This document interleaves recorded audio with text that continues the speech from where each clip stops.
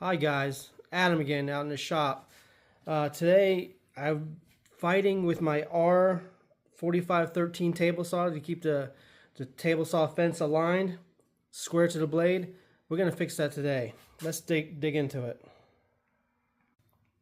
Okay, so we're at the saw, and if you can get this on, see it on camera, whenever you try to square up the fence, there's all sorts of movement. And it never works right. So we're going to fix that today. The other day I was looking up dust collection for this saw, and I came across a neat little thing on YouTube, and honestly I don't remember who I saw it from, but I thought it was pretty neat. We 3D printed some parts using my daughter's little 3D printer. So what we're going to do is we're going to take this out, replace it with this piece right here.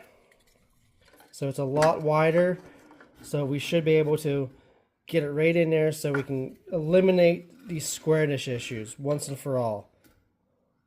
I'm going to pause while I take that piece out with a Phillips screw. Okay, so I removed the piece.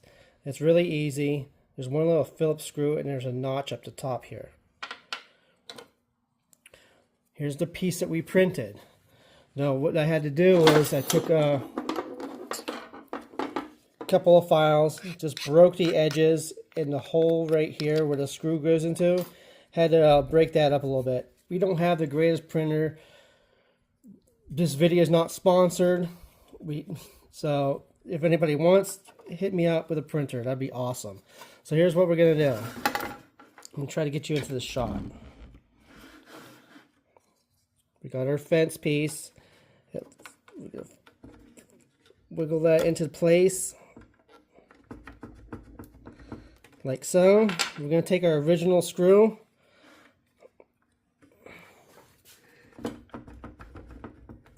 And try to line it up here.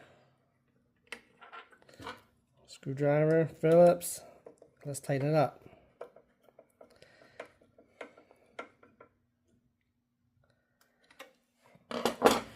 There we go. Got that piece on. One thing I did notice is it is not an exact fit. This was for the closest one I could find on printables.com and Thingiverse was for a R4512. Which takes me to the next thing I was trying to figure out. Because we have these tabs right here which slide into the fence here. I was trying to get replacement ones which are bigger than for the fence, the original fence.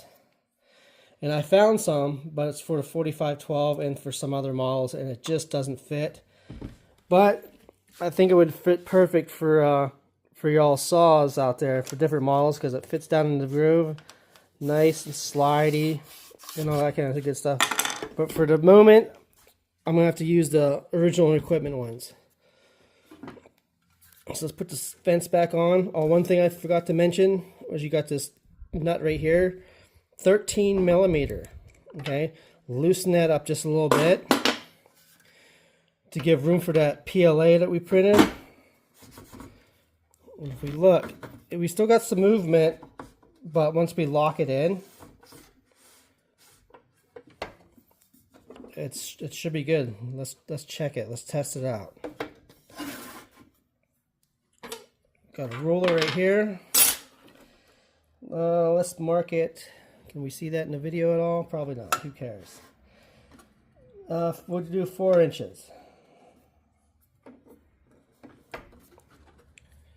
From the miter gauge slot. Let's go to this side.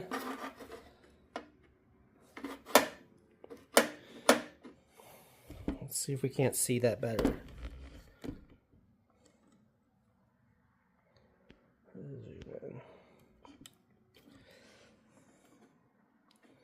Without a dial indicator, I'd say that's bang on right there. That's 4.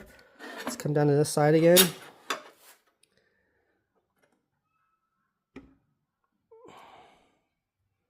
Looks like 4. So I think that should do it. And one thing I forgot to mention is once you have it in there, you attach your fence.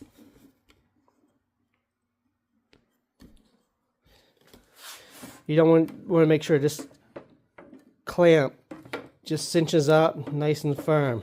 And the way you do that is with this adjustment screw once again.